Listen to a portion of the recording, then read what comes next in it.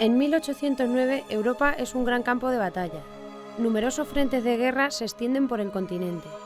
Francia acompaña su expansión militar con la influencia cultural y política sobre los territorios ocupados.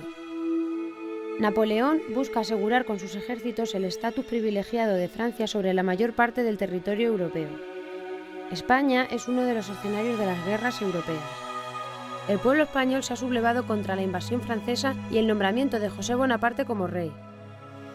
En la península se concentran tropas británicas, francesas, españolas, con presencia de soldados de numerosas naciones en sus filas. En la provincia de Toledo se registran combates y acciones bélicas, por su posición geográfica y cercanía a la corte. Es lugar de tránsito de los distintos ejércitos hacia Extremadura y también a La Mancha, cuyo dominio abre las puertas a las tierras andaluzas.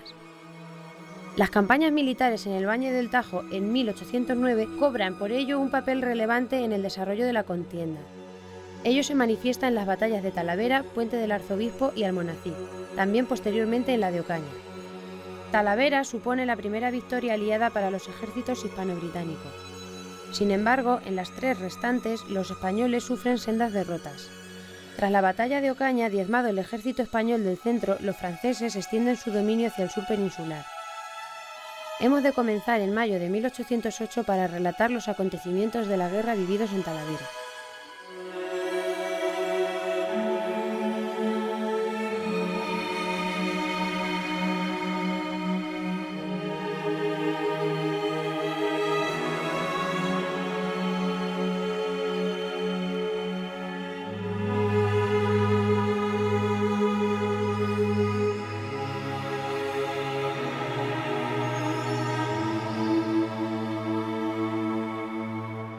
Y entonces este sería realmente el camino de tránsito, es el camino real de Extremadura. Entonces por aquí pasarían pues el ganado que iba a Madrid, los reyes cuando se desplazaban hacia Portugal. Y bueno, yo creo que el recordatorio que tenemos que tener estos días quizás sería, por una parte, lo que ocurre en 1808. Me refiero al bando de Móstoles, cuando trae Pedro Serrano, que porta el bando aquella tarde, el día 2 de mayo, que viene camino real, por el camino real de Extremadura, es precisamente por aquí cuando pasa. Entonces fíjate que es interesante saber, ¿no?, que cómo vendría a caballo, casi ya anochecido, con esa necesidad de dar la noticia de que se han levantado contra los franceses. Llegaría ya a medianoche, y lo importante que es porque, claro, desde aquí luego automáticamente se llevaría el bando hacia Extremadura y Andalucía. Y luego también estoy recordando la importancia de este camino en cuanto ya estamos en el mes de diciembre, y entonces ya en el día 9 y 10 están avisando que los franceses están en la finca, en el paraje de Sotocochinos. Sí. El impacto que tiene sobre la población, que imagino abandonando esa noche. Date cuenta de otro detalle sobre el pánico. Ten en cuenta que antes habían llegado aquí las tropas españolas que habían huido de la derrota de Somosierra, y esos miles de soldados transmiten el pánico y la sensación de que no podemos pararlos.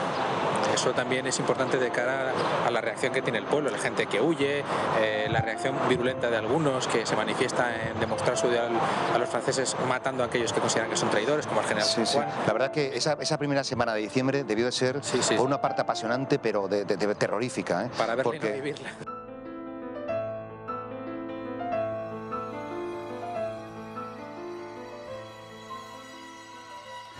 Talavera, durante esos primeros días del conflicto y a lo largo de los primeros meses, va a ser un lugar idóneo, un lugar estratégico muy interesante, puesto que por una parte Madrid se ha tomado también Toledo, y entonces al estar libre de franceses, Talavera de la Reina va a ser un lugar intermedio entre la propia corte, Extremadura por aparte, y también como encrucijada hacia lo que es la Sierra de Gredos, y más allá Castilla.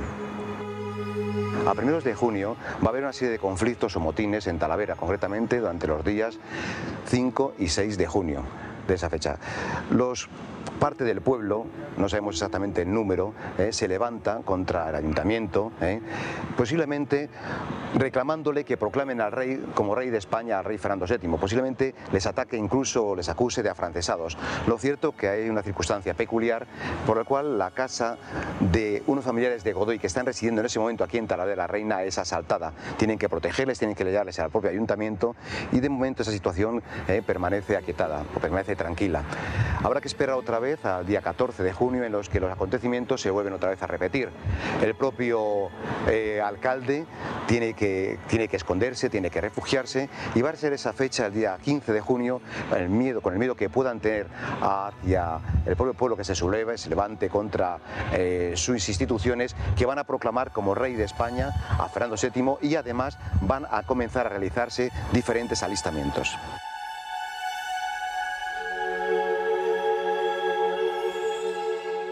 En el mes de julio, una vez que ha sido tomado Bailén el 19 de julio, el capitán general de Extremadura ordena al Ayuntamiento de Talavera que organice un regimiento denominado Regimiento de Voluntarios Leales de Fernando VII.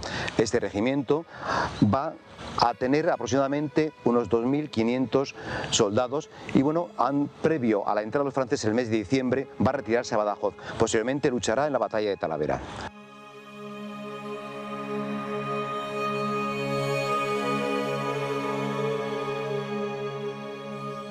Uno de los acontecimientos trágicos que sucedieron en Talavera en el año 1808, antes de la entrada de los franceses, fue el asesinato del general Benito San Juan. Acusado de traidor y haber sido el causante del desastre, de la derrota de Somosierra, la muchedumbre le persiguió hasta su puerta, él se encerró, pero a la hora de escapar tuvo que saltar por la ventana. Allí fue arcabuceado y vilmente asesinado. Su cadáver fue arrastrado por las calles de Talavera hasta llegar a este paraje donde nos encontramos, en el entorno de la basílica, entonces Ermita del Prado. Aquí, ya muerto, fue colgado en uno de estos árboles centenarios, concretamente un olmo, hasta que unos frailes franciscanos se apiadaron de él y le dieron entierro en lo que era entonces la parroquia de Santa Leocadia. Y el día 11 por la mañana, a las 8 de la mañana, entraba el general Lasalle con sus tropas. A partir de este momento, Talavera sería ocupada de forma intermitente.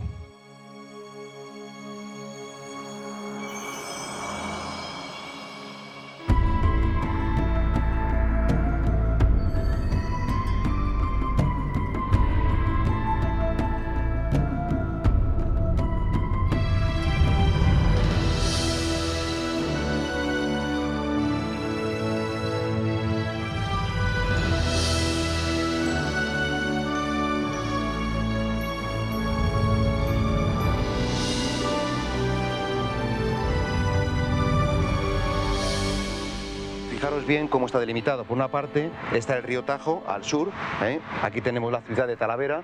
En aquella época pensar que tendría aproximadamente unos 7.000 habitantes. Uno de los elementos muy importantes que tenemos que considerar, porque es clave en el desarrollo de la batalla, es el río Alberche. Va a ser una zona de paso tanto el día 26, el 27 y el 28 de los diferentes ejércitos que van a combatir, ¿vale? En la parte norte tenemos, ahí arriba, lo veis, la Sierra de Segurilla, que va a delimitar la parte por arriba, y tenemos un eje que vertebra prácticamente el campo de batalla, que es el arroyo de la Portiña.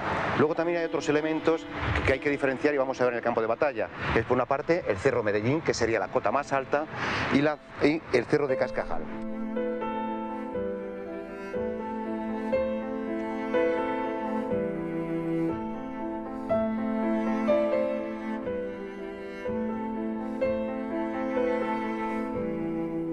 ¿Cómo era Talavera entonces, en 1809?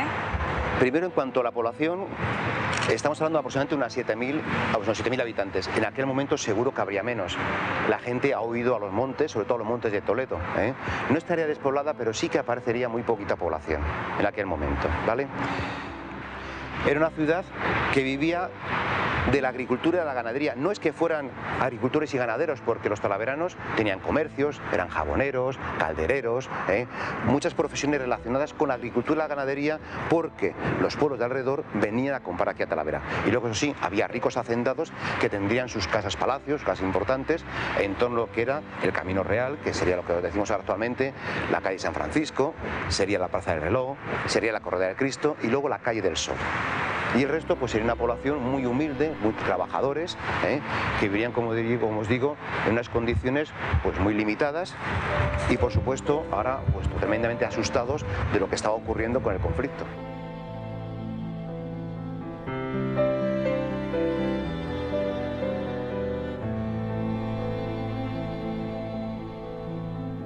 La Talavera que encontramos a principios del siglo XIX es una ciudad que conjuga tanto su herencia y su pasado hispano-musulmán y medieval con los primeros intentos de reforma que se hacen por parte de la mentalidad ilustrada en la propia ciudad.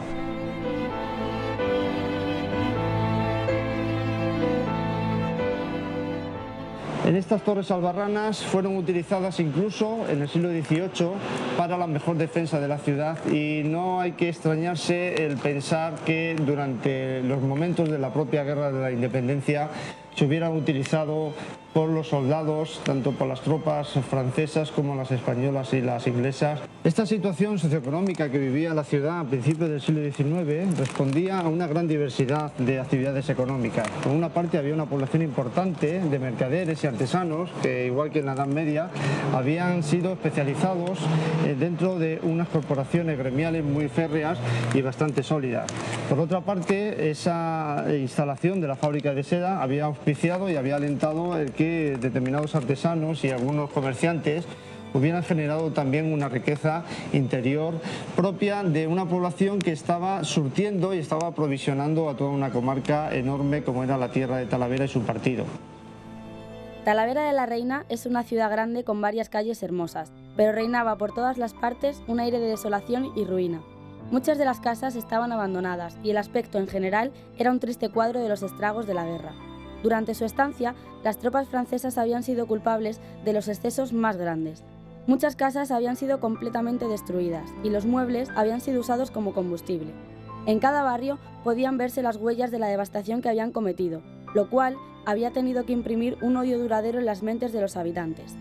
La plaza de toros, donde se celebraban las corridas y otros espectáculos, era ahora un escenario de gran desolación. La catedral, un moderno y hermoso edificio, no había sido dañada. Los franceses se contentaron con llevarse los espléndidos ornamentos que se usan en sus ceremonias religiosas. En la iglesia de San Antonio, el enemigo lo destruyó todo y la convirtió en un cuartel para la infantería. Bien, pues entonces ya nos vamos a ir hacia el día 27. Ya desde la mañana temprano del 27, las tropas inglesas y las españolas se están replegando. Se están replegando y tienen que cruzar el Alberche. Sobre todo van a buscar, por una parte, el puente de tablas para las tropas de infantería, porque la artillería y la caballería pesan muchísimo, entonces van a buscar la artillería y la caballería, van a ir un poquito más arriba, lo que son los vados del Alberche para poder atravesarlo. Se van a ir replegando y vienen las tropas de Víctor, que a las 2 de la mañana han salido de Santa Olalla, vienen con marcha rápida y ya al mediodía, primera de la tarde, ya están llegando al Alberche.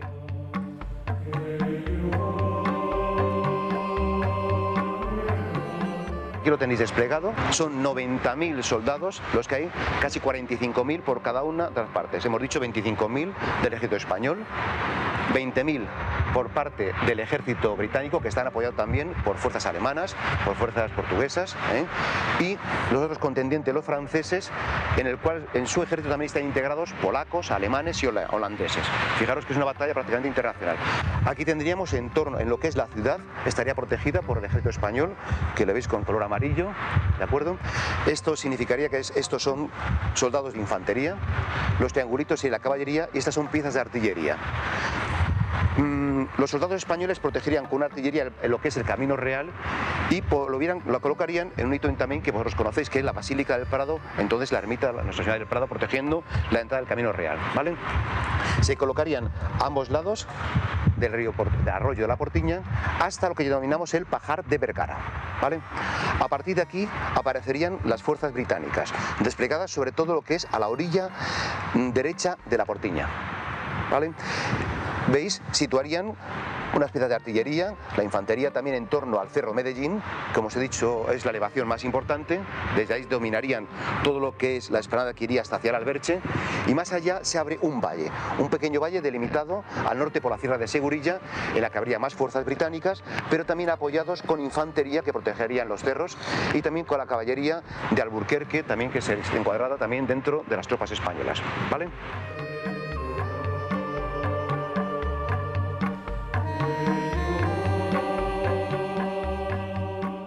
Los franceses se situarían fundamentalmente en la orilla izquierda de la Portiña, y aquí tendrían un cerro que es más bajo que el de Medellín, donde colocarían también parte de sus piezas de artillería, que es el cerro Cascajal. Aparecerían diferentes divisiones, Villate, Rufín, más Lapís, más hacia abajo estaría Sebastiani, y bueno, pues como veis sería el teatro de operaciones.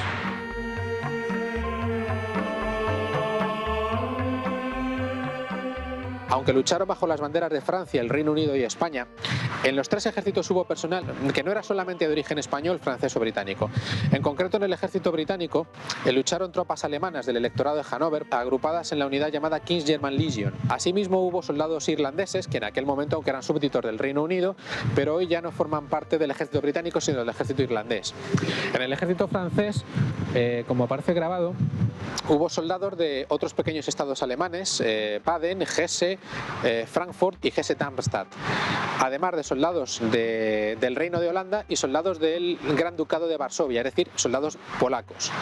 En el ejército español hubo un regimiento llamado de Irlanda, aunque la verdad es que la mayor parte de su personal no era ya irlandés de origen, sino irlandés, hijos, nietos de irlandeses, pero que habían nacido en España y que, por tanto, si bien se identificaban con sus orígenes irlandeses, pero ya eran naturales españoles. En la parte portuguesa del ejército británico se separó del cuerpo principal de batalla y, a las órdenes del general Wilson, inició una maniobra independiente, de tal manera que cuando aquí se peleó, ellos estaban pues a mi derecha, pero a bastantes kilómetros de distancia, en dirección a los vados de Cardiel de los Montes. Sin embargo, hay que tener también presente a esta nacionalidad, de tal manera que, si recapitulamos, aquí hubo británicos, irlandeses, franceses, alemanes de varios estados, holandeses, polacos, españoles, portugueses y no sé si me dejo alguna nacionalidad. Así de memoria me salen 8 nacionalidades. Hay que tener en cuenta que las guerras napoleónicas fueron una guerra civil europea a gran escala, y aquí en España, y en este campo de batalla en concreto, aunque a mucha menor escala por supuesto, también se reflejó esta circunstancia por la aparición de regimientos de tantas nacionalidades.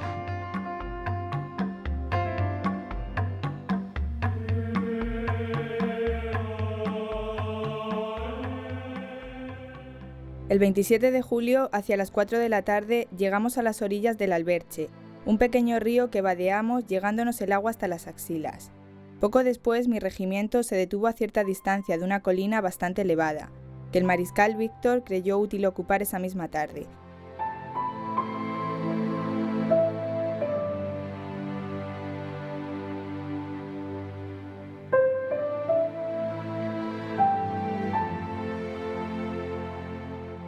Esto es aproximadamente la luz con la que se encontraron los franceses para atacar el Cerro Medellín en la tarde-noche del 27 de julio de 1809. Aquí donde estamos se desplegó la fuerza francesa que atacó Cerro Medellín en la tarde-noche del día 27 de julio, la división del general Ruffin, con los regimientos 24 de línea a la izquierda, 9º ligero en el centro, 96 de línea a la izquierda. Más allá había otras tropas de apoyo, la de la división que mandaba el general Sebastiani, y más allá la división de soldados alemanes del general Leval. Se puede ver que Cerro Cascajal en general bastante llano, bastante plano y además bastante espacioso. De hecho, desde donde yo estoy hasta el borde del cerro puede haber tranquilamente un kilómetro.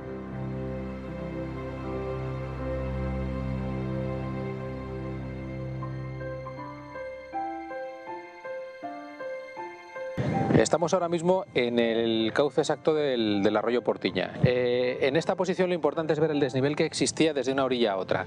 El Portiña no es que sea un río como el Amazonas, pero sí que ha cavado un lecho en forma de V que tiene sus inconvenientes a la hora de cruzarlo, sobre todo si se cruza con las armas. Todo esto interrumpía, por supuesto, la orilla, que obligaba a cruzarlo pues casi ayudándose con las manos, porque esto no es fácil de escalar.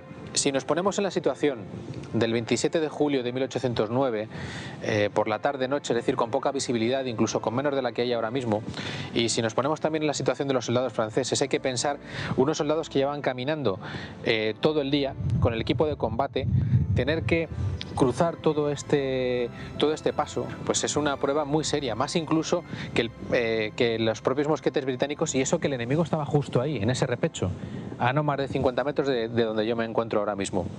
Es una maniobra muy compleja, y por eso no es de extrañar que el día 27 los regimientos de la división de Ruffin que atacaron el Cerro Medellín, pues de los 3 que atacaron, 2 se extraviaran porque sencillamente no conocían este terreno y en consecuencia pues se despistaron, se perdieron y no llegaron a completar la maniobra.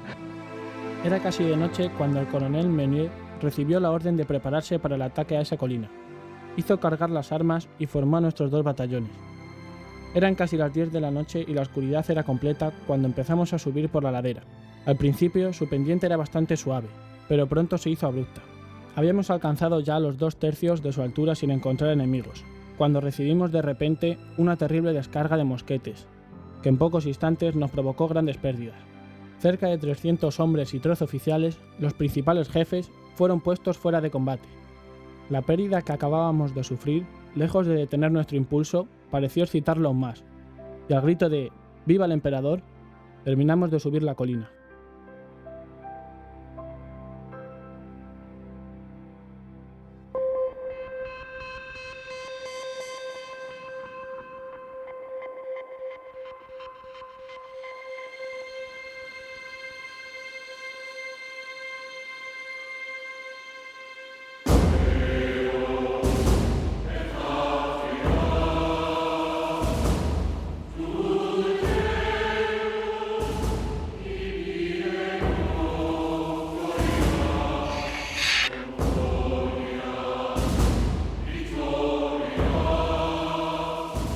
Al amanecer del día 28 se reanudó el combate.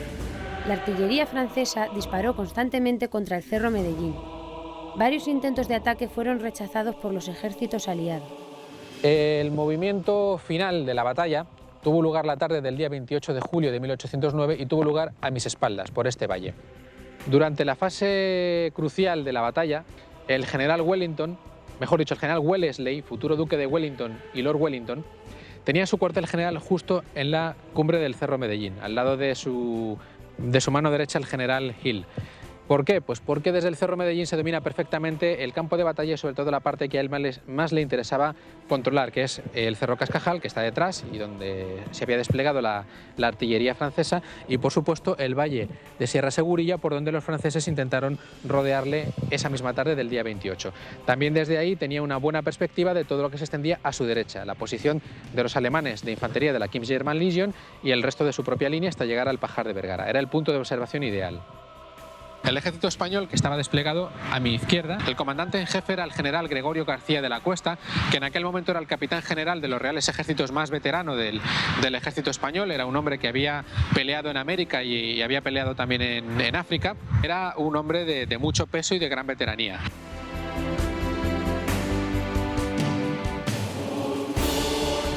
Los franceses, aquella tarde del día 28 de julio, lo que estaban intentando era conquistar el Cerro Medellín, pero desde la falda desde la falda norte. Para combatir ese movimiento, el general Wellesley desplegó una división de infantería española justo enfrente de donde estoy yo, en la vertiente sur de la Sierra Segurilla. El resto del valle estaba ocupado por la caballería, que tenía su posición mucho más retrasada, a efecto de tener espacio con el que cargar, y el momento cumbre fue cuando contra la infantería francesa que iba avanzando, pues se lanzó una contracarga de caballería. Aquella carga fue un fracaso, en consecuencia, pero tuvo un efecto que realmente dio por finalizada la batalla, y es que los franceses se dieron cuenta de la potencia de choque que todavía tenía Wellington disponible para lanzar el ataque, sino que además veían perfectamente la segunda brigada británica y detrás la división de caballería española.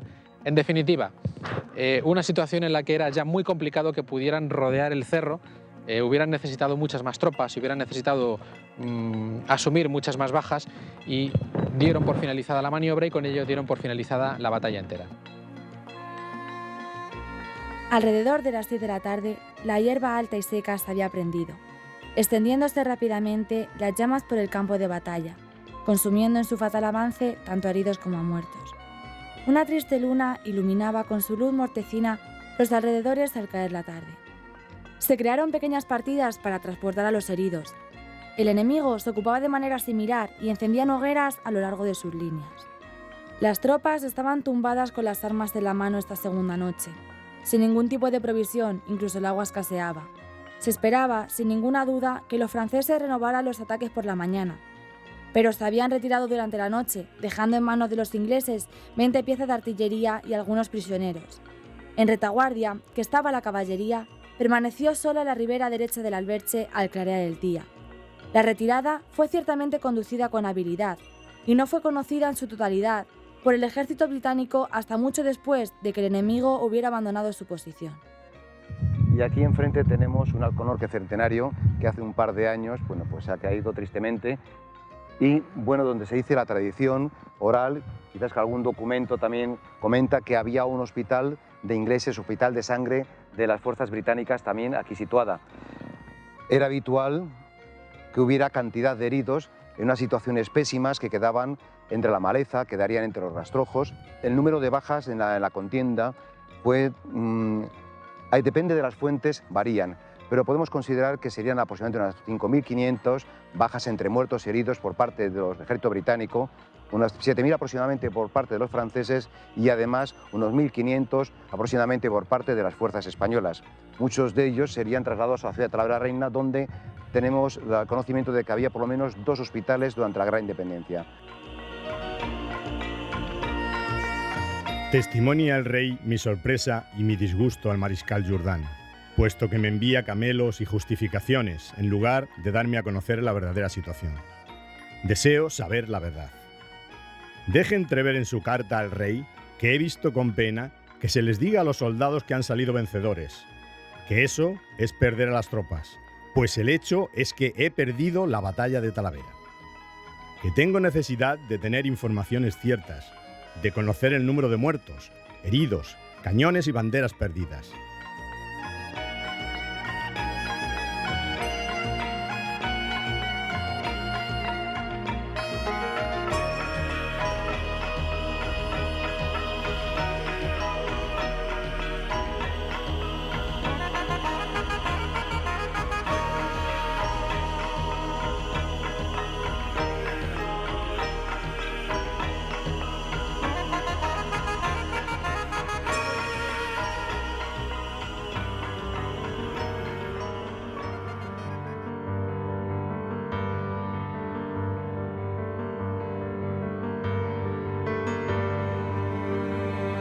Centenario, Batalla de Talavera, 27 y 28 de julio de 1809 y luego 1909. Lo que pasa, ya os digo, que por el deterioro, por cómo está la intemperie, pues se ha ido deteriorando.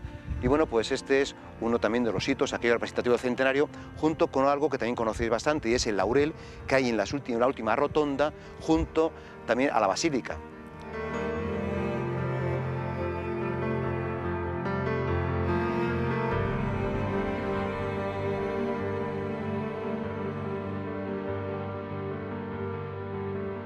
En 1909 el Ayuntamiento propuso al Consistorio la celebración y conmemoración de este evento militar e histórico. Desgraciadamente, al coincidir con los eventos de la Semana Trágica de Barcelona, también en julio de 1909, no pudo celebrarse con todo el esplendor que los talaveranos aspiraban a hacerlo. Y el 28 de julio, concretamente en este sitio donde estamos, en una de las segundas rotondas de los jardines de entonces el Parque del Prado, se hizo una celebración mediante la colocación de la primera piedra de lo que iba a ser, o por lo menos el proyecto que se tenía, que era la colocación de un monumento a la batalla de Talavera. Ese evento al final se redujo a la colocación de la primera piedra y años después se plantó este magnífico ejemplar que, como podéis ver, de laurel, que de alguna manera viene a recoger la antorcha de aquel primer proyecto de colocación de aquella imagen escultórica de la batalla de Talavera.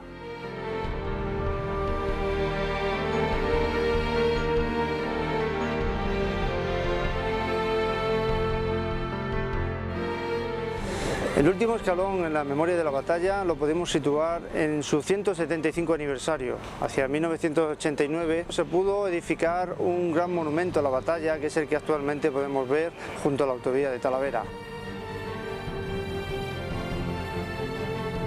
El monumento que está a mi izquierda se construyó con 3 facetas en recuerdo de los 3 ejércitos que pelearon en el campo de batalla. Una faceta por el ejército francés, otra por el ejército británico y otra por el ejército español. En cada una de las facetas, hasta donde se conocía en 1989, se grabó el nombre de los regimientos que tomaron parte en la batalla y se grabó el orden de batalla en general de los 3 ejércitos.